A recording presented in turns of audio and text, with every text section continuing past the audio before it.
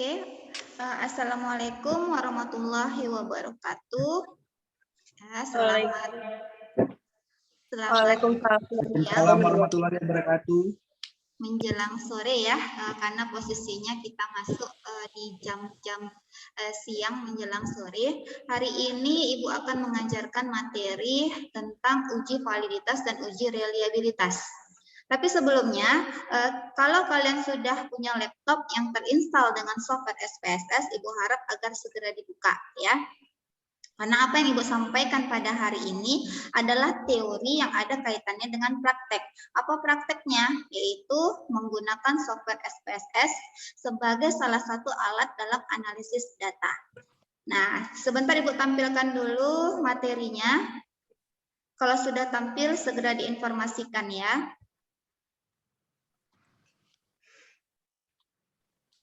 Oke, apakah sudah tampil? Sudah, Bu. Oke, sudah ya. Ibu mulai dari slide yang pertama. Nah, di pertemuan hari ini ada kaitannya dengan pertemuan yang sebelumnya. Ya, jadi kalau kita menggunakan data penelitian kuantitatif, data itu tidak bisa langsung kita pakai. Ya.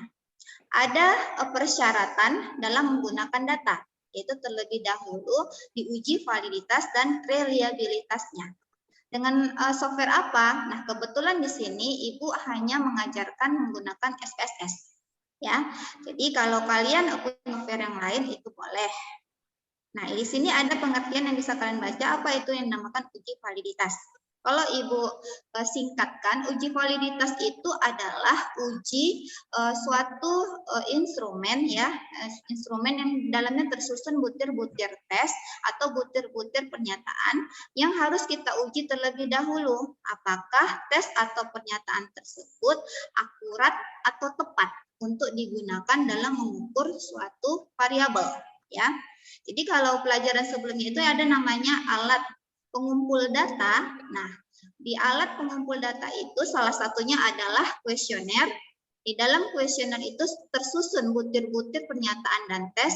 Nah, yang butir-butir pernyataan dan tes itu harus kita uji nilainya validkah atau nilainya reliable. Valid itu untuk mengukur apakah sudah tepat, apakah sudah syah ya untuk digunakan. Itu maksudnya kalau uji validitas. Nah, kalau untuk uji yang reliabilitas, Ibu langsung ke slide yang keempat. Apa maksud uji reliabilitas itu? Uji yang kita lakukan untuk mengetahui apakah butir-butir tes atau pernyataan yang tersusun di dalam instrumen reliable. Apa arti kata reliable? Yaitu konsisten, nilainya itu ajak dan tidak mengalami perubahan. Walaupun kita pakai secara berulang-ulang, hasilnya itu tetap mirip ya ataupun sama. Jadi tidak ada ketidakkonsistenan. Tentunya reliable itu pastinya dia menghasilkan suatu data yang memang konsisten ya. Itu dia kalau perbedaan valid dan reliable. Jadi dua-dua ini sebenarnya saling mendukung. Kalau valid dia tidak reliable, tidak bisa dipakai. Kalau tidak valid dia reliable, tidak bisa dipakai juga. Yang bisa dipakai yang mana? Yaitu yang valid dan reliable. Ya, jadi ada dua yang harus diperhatikan.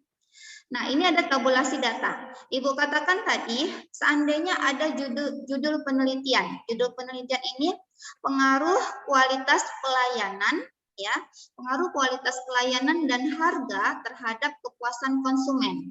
Ini judul penelitian di bidang manajemen ya, manajemen, ekonomi dan bisnis. Nah, di situ kualitas pelayanan adalah X1 atau variabel bebas yang pertama. Yang kedua harga adalah X2, yaitu variabel bebas yang kedua. Kemudian kepuasan pelanggan, itu adalah variabel terikat ya atau disimbolkan dengan Y. Setiap variabel ini kita menggunakan alat pengumpul data ya, alat pengumpul data dalam mengambil datanya. Nah, kita gunakan seandainya adalah kuesioner. Satu buah kuesioner tersusun dari beberapa butir pernyataan. Seandainya ini, Ibu contohkanlah satu variabel ya, satu variabel, misalnya kualitas pelayanan. Di situ angket untuk mengukur kualitas pelayanan, ada 4 butir pernyataan. Nah, ini adalah jawaban, misalnya nomor 1 ini orang pertama, dia jawab yang pertama itu jawabannya 5. Ada 5 pilihan jawaban. Seandainya yang pertama sangat-sangat setuju, sangat setuju, ragu-ragu, kurang setuju, sama tidak setuju. Kalau nilainya 5, pasti dia menjawab di butir yang pertama itu adalah sangat-sangat setuju. Kemudian butir kedua juga sama, sampai butir yang keempat juga sama, ditotalkan nilainya 20. Begitu seterusnya sampai responden yang ke-30. Ini adalah bentuk tabulasi data. Ya. Tabulasi data inilah nanti yang akan kita pindahkan ke SPSS ya. Bagaimana cara memindahkannya? Nah, kalau kalian perhatikan di sini, ada gambar nggak di situ? Ada, Bu. Ada ya. Nah, gambar ini adalah salah satu contoh ya, bagian dari SPSS, layar SPSS. Di SPSS itu ada 2 bagian, di pojok sebelah kiri. Ada namanya data view, ada namanya variable view. Nah, di variable view inilah yang harus kita ubah dulu sebelum kita memasukkan data di data view ya. Nah, ini harus kalian ketahui, ini diubah nama butir pertama atau boleh juga ya jadi pertanyaan pertama, boleh. Nah, kemudian yang diubah apa lagi? Desimal. Ingat ya, desimal ini harus 0. Kalau enggak nanti nilainya berkoma. Jadi 5,0, 5,00, 4,0. Nah, usahakan dia ubah jadi 0 semua. Jadi nanti nilainya itu 1, 2, 3, 4, 5 atau 0, 1, 2, 3, 4 berdasarkan pilihan jawaban si responden. Nah, kalau label itu adalah butir pertama itu apa? Pertanyaan yang pertama. Kemudian seterusnya sampai butir yang keempat. Apalagi yang mau diubah? Value ya, nilai. Jadi ini juga perlu diubah. Untuk apa ini? Misalnya sangat-sangat setuju itu nilainya berapa? Ya, kemudian sangat setuju itu berapa? Sampai ke tidak setuju nilai berapa? Nanti akan Ibu jelaskan ya langkah-langkahnya di pertemuan yang berikutnya. Nah, kemudian ini align ini adalah posisi. Kenapa harus di tengah? Ketika data dalam kolom itu akan terlihat rapi kalau kita melihatnya posisinya center ya, di tengah. Untuk angka. Nah, kalau misalnya kalian boleh pilih scale, semuanya scale. Yang lain yang tidak Ibu sebutkan diabaikan. Kita lanjut kemari.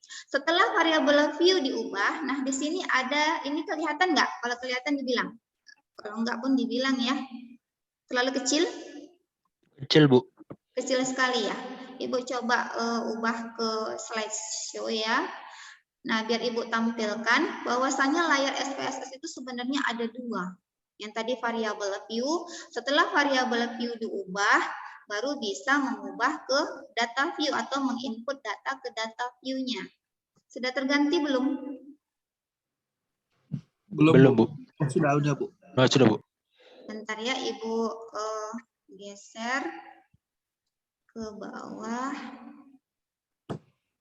Oke. Ini sudah tampil belum? Sudah, Bu. Sudah, ya. Nah, coba perhatikan. Yang di bawah ini yang warna kuning apa namanya? Kelihatan kan? Di zoom kalau di handphone.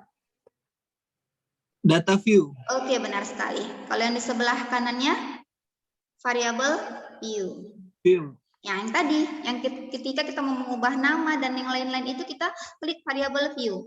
Kalau kita mau masukkan angka, kita klik data view. Kopikan dari Excel atau boleh diedit manual. Arahkan kursornya di baris ini, kamu kasih angka 5 di situ. Kalau memang jawaban orang pertama itu untuk butir pertama 5, sampai butir yang keempat itu 5. Tapi skor total diabaikan ya. Kalau validitas reliabilitas itu skor totalnya diabaikan dulu. Hanya skor per soal. Teringat ya. Lanjut. Nah, apalagi langkah selanjutnya, klik ke analis ya. Boleh kalian praktekkan. Klik analis, kemudian scale, baru pilih reliability. Nah, apa yang terjadi selanjutnya? Muncul kotak seperti ini. Ada 4 butir di sebelah kiri, pindahkan semuanya ke sebelah kanan yang di atasnya itu ada namanya items. Ya. Setelah itu, setelah berpindah, nah posisinya dari kiri sudah berpindah nggak ke kanan? Sudah, Bu. Oke ya. Sudah, Bu. Nah, sekarang setelah kalian oke ya, muncul tampilan seperti ini. Apa saja yang perlu dicentang? Yang perlu itu item, scale, sama scale if item delete. Yang lain jangan, ya, jangan dicentang karena kita mau menguji validitas dan reliabilitas saja. Nah, akan muncul tampilan seperti ini. Yang mana yang mau kita ambil? Yang kita ambil itu adalah tabel yang pertama, kemudian tabel yang kedua. Nah, tabel yang pertama ini adalah nilai reliable ya atau reliabilitasnya. Nah, kemudian kalau yang kedua ini adalah nilai validitasnya. Oke. Nah, yang mau Ibu informasikan, kalau nilai reliable itu dikatakan ya lulus ataupun memenuhi lah uji reliabilitas ketika kriterianya itu nilai reliabilitasnya atau nilai alfanya lebih besar dari 0,6 ya. Oh iya, Bu. Nah, oke ya. Kalau validitas dia memenuhi nilai validitas apabila nilainya itu yang di kolom keempat ini ya, nilainya lebih besar dari 0,3. Oke ya. Nah, sampai di sini Ibu rasa untuk yang seterusnya itu sama. Ini adalah contoh untuk melakukan uji validitas dan reliabilitas bagi variabel yang pertama. Kalau tadi ada 3 variabel, ada yang masih ingat variabel yang kedua itu? Yang pertama tadi apa? Yang pertama pengaruh kualitas pelayanan. X1-nya adalah kualitas pelayanan. Yang kedua, harga. Ya, itu adalah variabel yang kedua, X2. Nah, yang ketiga adalah kepuasan pelanggan, yaitu Y. Nah, sama, langkah-langkahnya sama. Ya, seperti yang pertama. Ini kalian bisa lihat sendiri, bisa kalian praktekkan karena sudah Ibu informasikan untuk dipraktekkan. Nah, Ibu akan mulai untuk bertanya ya, ataupun Ibu kasih kesempatan dulu sebelum Ibu bertanya mengasih contoh ya. Apakah ada pertanyaan ya? Apakah ada pertanyaan tentang materi yang Ibu sampaikan pada hari ini? Ada nggak pertanyaan mengenai materi uji validitas dan reliabilitas? Karena kan ini kalau cuma membaca, cuma teori memandang, tidak mengikuti langkah-langkah itu nggak akan dapat. Kita harus seimbangkan antara teori dengan prakteknya, ya. Jadi Ibu mau tanya, adakah pertanyaan tentang materi ini? Coba diaktifkan mikrofonnya, sebutkan nama.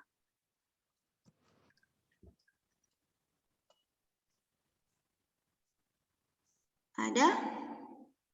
Nggak ada yang mau bertanya. Coba si Sabrina, ada pertanyaan nggak Sabrina? Ada, Bu. Oke, Sabrina, silahkan.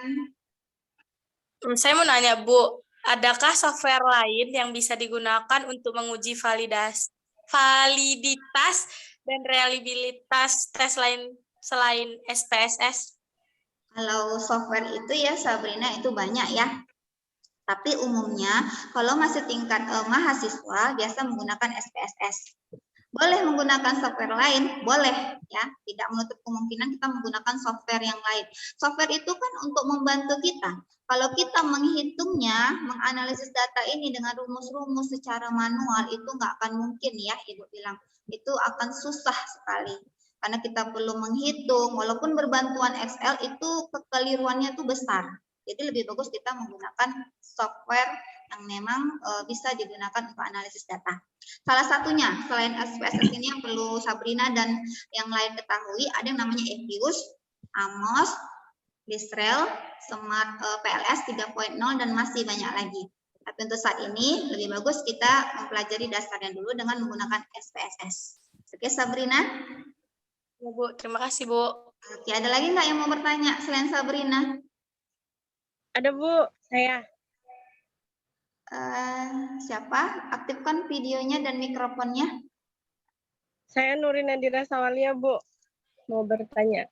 Ibu nggak kelihatan orangnya. Udah diaktifkan videonya? Udah, Bu. Sudah. Oke, apa pertanyaannya?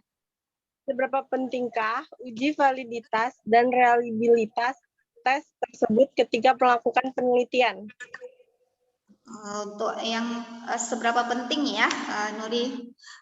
Kalau kita katakan penting, ya dia memang sangat penting. Kenapa? Ketika tes yang kita susun di dalam suatu instrumen itu tidak lulus uji validitas dan reliabilitas, maka hasil penelitian kita itu bisa diragukan ya. Kenapa? Karena alat pengumpul datanya saja sudah tidak lulus validitas dan tidak lulus reliabilitas. Dari segi tidak lulus validitas berarti dia tidak valid, tidak syah untuk digunakan. Kemudian dari reliabilitas, kalau dia tidak reliable berarti dia itu nilainya tidak konsisten. Ketika alat pengumpul data itu digunakan secara berulang-ulang, hasilnya berubah-ubah.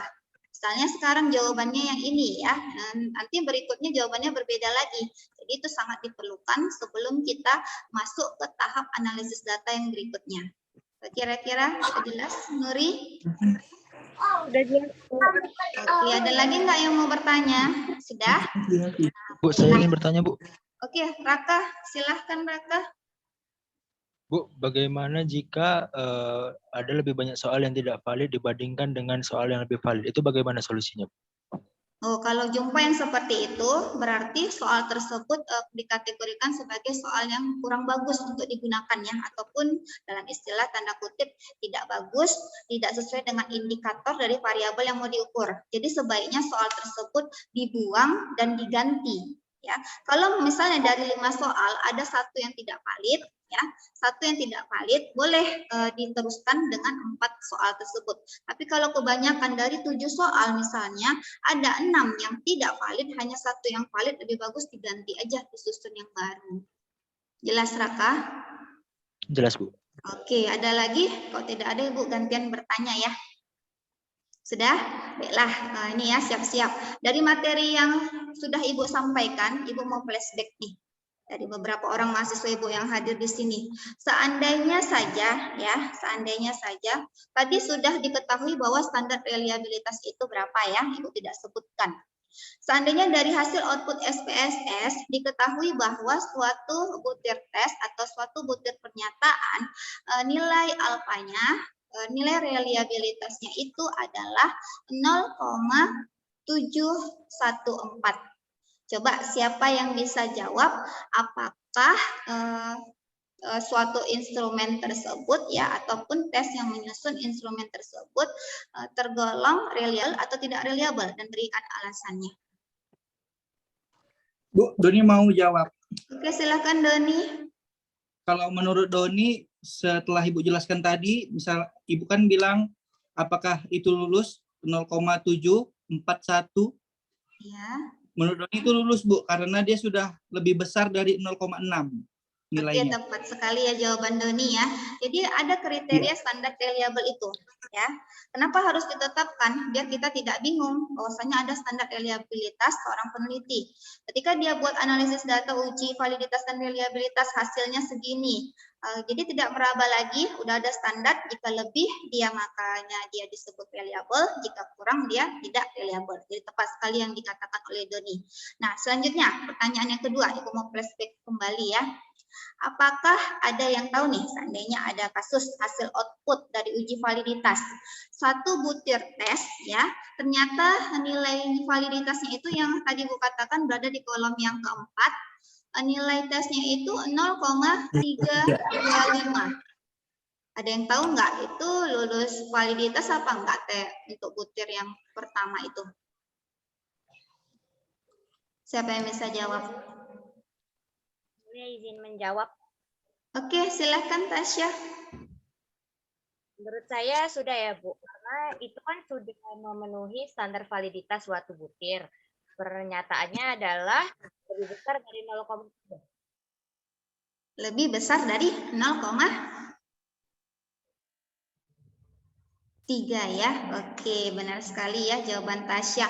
Jadi di sini Bu simpulkan untuk materi Bu hari ini ya secara teori sepertinya kalian sudah bisa dapat dari standar reliabilitas, standar validitasnya, kemudian banyak pertanyaan yang kalian ajukan, yang pertanyaan-pertanyaan yang memang harus ditanyakan ya, memang cukup bagus untuk ditanyakan. Ibu simpulkan semuanya memahami secara teori. Namun secara prakteknya itu akan Ibu nilai dari tugas yang akan kalian kirimkan. Ada tabulasi data dari suatu variabel yang harus kalian uji nilai validitas dan reliabilitasnya.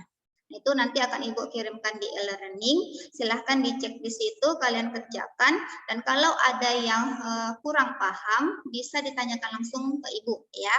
Jadi batas deadline-nya itu nanti ada di e-learning, silahkan dicek.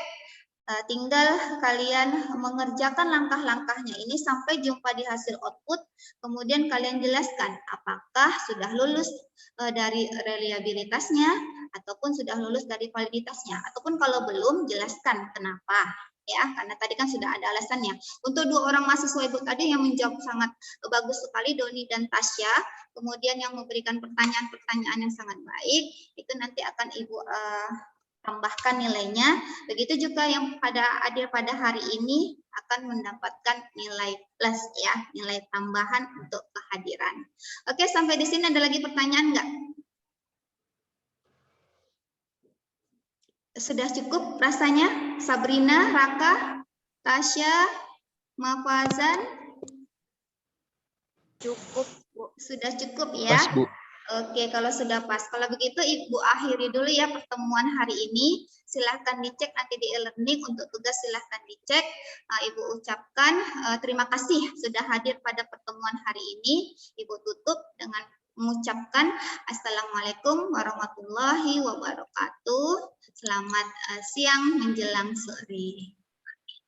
Waalaikumsalam. Waalaikumsalam warahmatullahi wabarakatuh.